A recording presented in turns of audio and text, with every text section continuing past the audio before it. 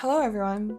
Today is finally the day I get to explain the whole process, the ins and outs, the creation of Hoshi Tokki. To give an idea of how long this began, I started on January 29th to February 2nd. I am aware that it is only 5 days to do sketching, coloring, and rigging. However, the original Hoshi Tokki was going to be a sheep, and that design started somewhere around 2022 of December. I know somewhere deep in my heart, in a different dimension, that version of me is still out there.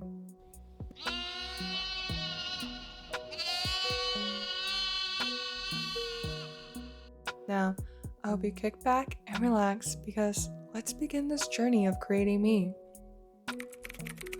In the beginning portions of this video, you may still see the sketch of the head with horns still attached, or the color scheme being a whole different color. That's where the original design of being a sheep was still intact. I never worked anything similar to this, so it was a lot of trial and errors, trying new techniques and trying different methods for drawing the body. My favorite way of this was to stare at many body references and just try to understand how shadows work on the body. I think it's a great idea to study the anatomy and understand how proportions work, or why the body is shaped like that to better understand why maybe a part may look off. Of course, this isn't a realistic style where I'm trying to draw a photorealistic person, but this practice really has helped me and may help others. Coloring is always my biggest fear because I feel it can really make or break a piece. And I also had to learn that from square one with the style I was trying to go for. I really love the way in anime you can see how beautifully detailed some of the skin can look in scenes. For me, that is dream level state I hope to master at one point, and what I was trying to aim for. For the hair and eyelashes, I was inspired by candy floss and clouds. I chose those things since I also want the personality shown through the model and want to pick relaxing things to me or anything I personally like. I just love the colors that candy floss comes in. I find it absolutely stunning when I see those range of colors with an iridescent shine. With that image in my head, I also add hints of blue and green to the face to really capture this iridescent feel when looking at a mother of pearl shell. I eventually changed the whole color palette since I wanted to simplify it when it comes to me making chibi versions of my model, or just want to easily manage the colorless when it comes to coloring my model again. So why not go with my favorite color, pink? And still sticking to the cloud and cozy theme, I made sure to include a lot of beige and white.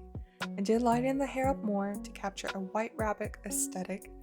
And more on the rabbit theme, the reason why I switched from a sheep to a rabbit is simply because I find rabbits adorable, a very silly but simple reason.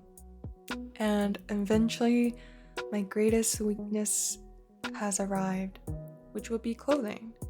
I think it's because I don't really understand how to add values to clothing pieces. For some reason, I make it too uniform, which in real life, organic objects like fabric or nature doesn't have that perfect systematic pattern every time. So I say, screw it and keep it simple, because I truly don't understand how to add color properly to a folded piece of material yet.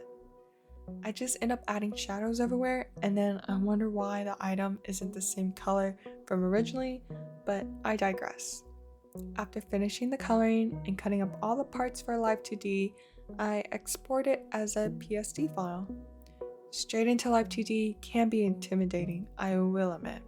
It's a lot of new vocabulary you will have to learn, like parameters, meshes, deformers, and textures. Then, you also have to learn what they do. However, with so many great resources online, I was able to follow along and learn with other models I goofed around before perfecting mine. It still isn't perfect, and I totally want to improve each and every day, but I'm proud nonetheless. My advice when starting out is to watch tutorial videos while playing with a free model in Live 2D. It allows you to really understand some parts so much better than just reading something and crossing your fingers it will work out. Even now, I'm not sure if I did things properly. However, my main goal was to make sure the head could move in a X and Y angles, eyes could blink properly, the mouth could move properly, and my hair buns had some physics. If I can accomplish those things, then I'm a happy camper. The order that I worked on was edit the mesh for the eyelash and mouth to create finer details, the x-axis and then y-axis for the whole body, the x and y-axis for the eyeballs, blinking, and then again the physics on the hair buns. Oh, and I can't forget about the mouth.